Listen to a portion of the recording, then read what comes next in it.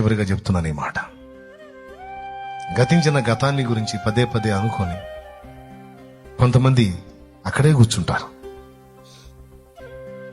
దేవుడు అంటున్నాడు, విశ్వాసం ఉందా? ఉందయ్యా. అట్లయితే మళ్ళా ప్రారంభించాం. జారిపడ్డావా? అక్కడే కూర్చోవద్దు. పడటం తప్పు కాదు, పడ్డ చోటే ఉంటుంది తప్పు. పడటం తప్పు కాదు, అడుగు జారింది పడ్డావు, ఎటుగుడి పడ్డాను కదా ఇంక అక్కడే ఉందామని కూర్చున్నావు చూడు, అది తప్పు. ఓడిపోవటం తప్పు కాదు, ఓటమిలోనే కూర్చుండిపోయావు చూడు, మళ్ళా గెలుపు కోసం ప్రయత్నించకుండా, అది తప్పు. లే, మళ్ళీ పోరాటం ప్రారంభించావు.